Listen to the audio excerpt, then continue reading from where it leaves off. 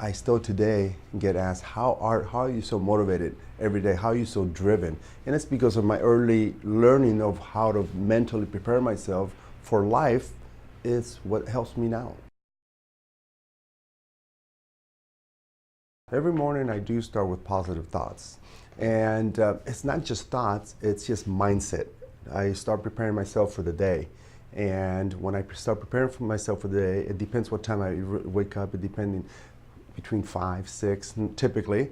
And that's just my desire waking me up, my purpose. And I'll start with positive thinking about my day. And then I start visualizing each one of my appointments. Like I visualize what's going to happen today here.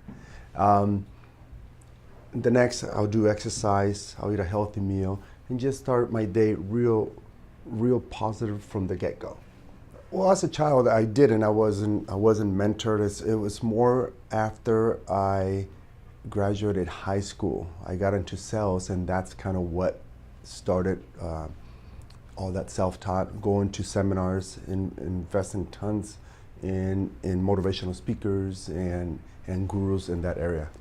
At the beginning, one of the first trainers that I had was Brian Tracy, and I studied the psychological of being motivated.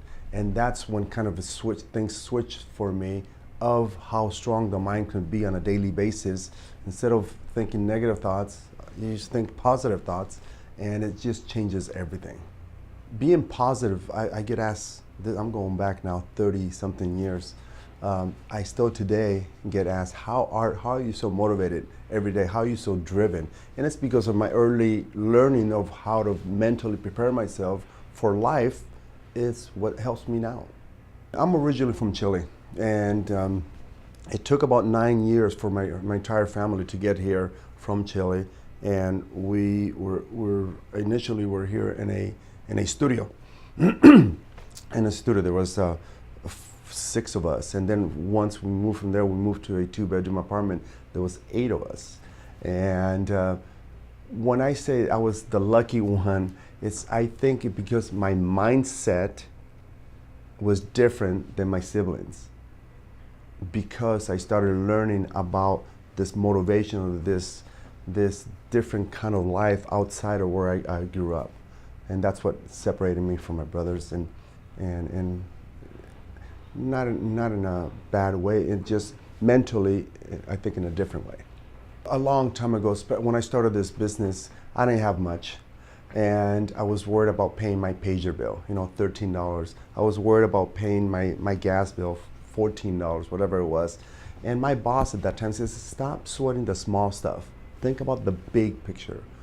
And that kind of changed a lot about me, because I did stop sweating the small stuff. Now when I hear friends or family, especially when I go back to Chile, because over there no one has that much money, they're thinking about, how am I going to buy bread today?